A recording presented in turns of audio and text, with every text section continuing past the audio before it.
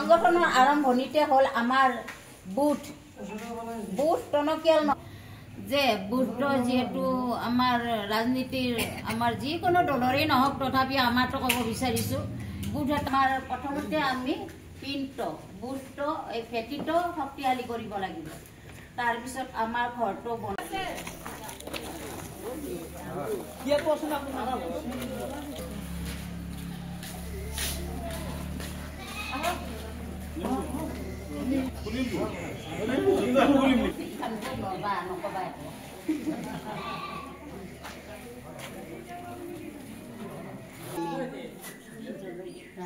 আজি আমাৰ মহিলা কংগ্ৰেছৰ মিটিং অনুষ্ঠিত কৰিলোঁ আৰু সেই সুযোগতে আমি আমাৰ হাৰ্টছক জুবিন গাঁৱৰীয়াৰ স্মৃতিত আমি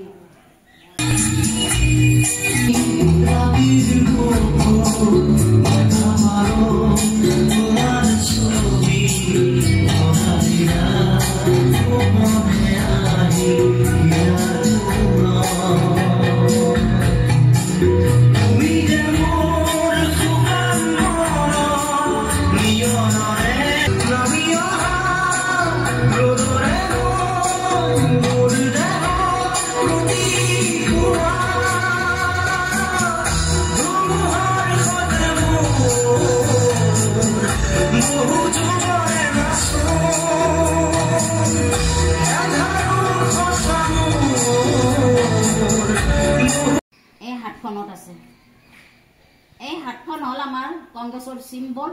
লগতে একদম প্ৰেক্টিকেল কথা হাতখনেৰে চব কৰিব পাৰি হাতখনৰ শক্তিটো হ'ল আচল শক্তি এইটো হ'ল আমাৰ পেৰেণ্টছ বডি সংগঠনৰ মেইন বস্তু আৰু এই পাঁচটা আঙুলি আমি যেতিয়া মুঠা মাৰিম আমাৰ শক্তিটো ইয়াতে পোৱা যায় গতিকে আপোনালোকক মই অনুৰোধ কৰিছোঁ মহিলা আমাৰ পুৰুষৰ সমানে হয় ভাবিলে কিন্তু আমাৰ সাংগঠনিক সাইডত পেৰেন্টস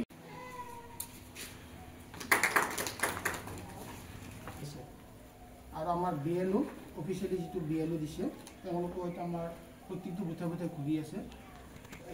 এই বিএলও আৰু বিএলএ যেটো মানে কাম সেই কামখিনিৰ ওপৰত মই অকণমান আপোনালোকক কৈ দিম আপোনালোকে সেইখিনি জানিলে প্ৰেমদা হৰালি আপোনাৰ বন্ধু অভিনন্দন জনাইছোঁ এইখিনিতে আছে আহক আপুনি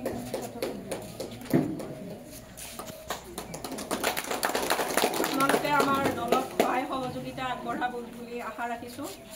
ধন্যবাদ বাইদেউ অনুৰোধ কৰি এডুৱাহাৰৰ সামৰণি মাৰিম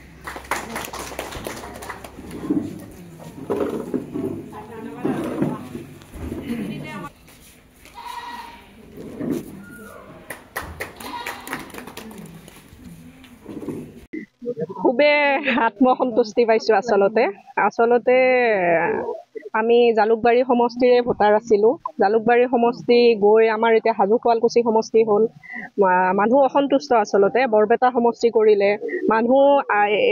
এই সমষ্টিটোৱে আচলতে তেওঁ যথেষ্টখিনি দিছে তেওঁ বিধায়কৰ পৰা 25টা বছৰতে মুখ্যমন্ত্ৰী বনালে মুখ্যমন্ত্ৰী হৈও তেওঁ জালুকবাৰী সমষ্টি আগুৱাই নিব লাগিছিলে শুৱালকুছি ব্লকটো আমাক পিছুৱাই লৈ গ'ল সেইটোত আচলতে সঁচাকৈ অসন্তুষ্ট ইয়াৰে জনসাধাৰণ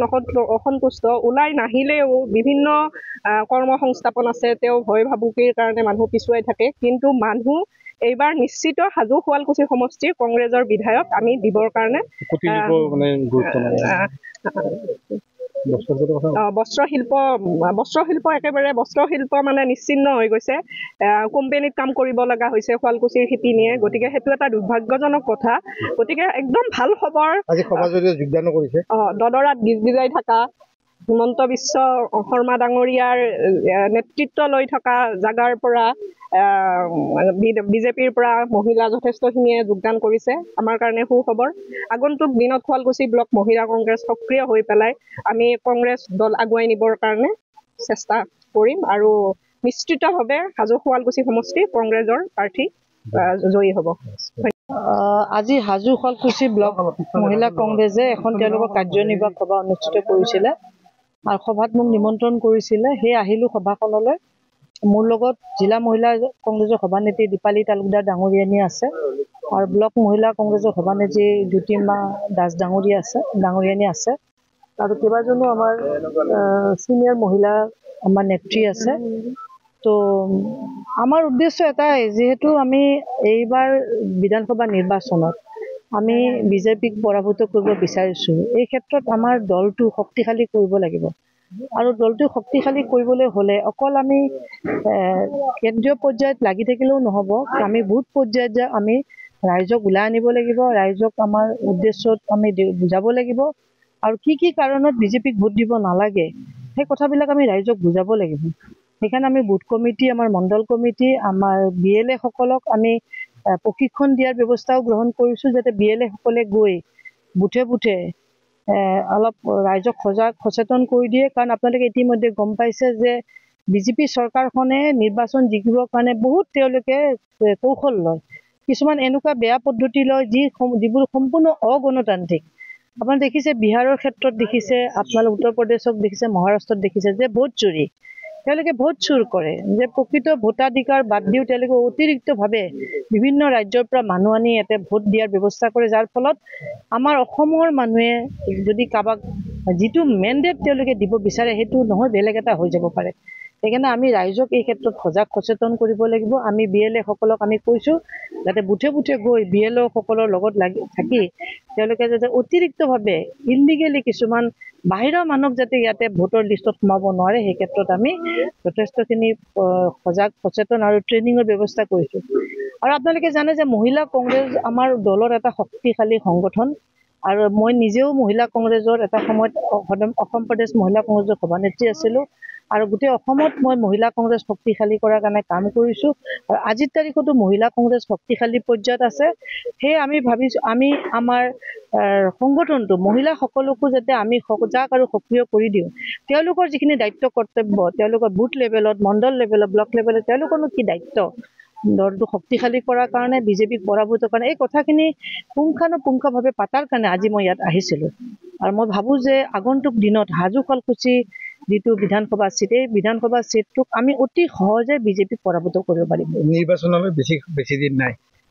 ভোটাৰ ৰাইজৰ কি ইছ্যু লৈ আপোনাৰ কংগ্ৰেছ দল নামিব? বহুত ইছ্যু আছে। তেওঁলোকে যিবিলাক প্ৰতিশ্ৰুতি দিছিলে যে মূল্য বৃদ্ধি হ্ৰাস কৰিব, এতিয়া মূল্য বৃদ্ধিত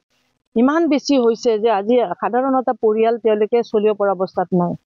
গেছ চিলিণ্ডাৰ এটা 1200 টকাত কিনিব লাগে, যিটো সময়ত কংগ্ৰেছৰ দিনত 450 টকা এটা চিলিণ্ডাৰ আছিলে, আজি 1200 টকাত তেওঁলোকে গেছ চিলিণ্ডাৰ কিনিব লগা হৈছে। এফালে যদি তেওঁলোকে অৰুণোদয় দি কিনে তেওঁলোকৰ ক্ৰেডিট ল'ব বিচাৰে, আনফালে এটা চিলিণ্ডাৰৰ দাম 1200 টকাত কিনিব লগা হৈছে। আৰু চাকৰি তেওঁলোকে লাখ চাকৰি দিম বুলি কৈছিল, কিন্তু 1 লাখ চাকৰি দূৰৰ কথা, আজিৰ তাৰিখত নতুন চাকৰিটো বাদেই যিখিনি ভেকেণ্ট পোষ্ট আছে, এতিয়ালৈ 1 লাখতকৈ বেছি ভেকেণ্ট পোষ্ট আছে যিবিলাক এতিয়ালৈকে চৰকাৰে ফিল আপ কৰা নাই।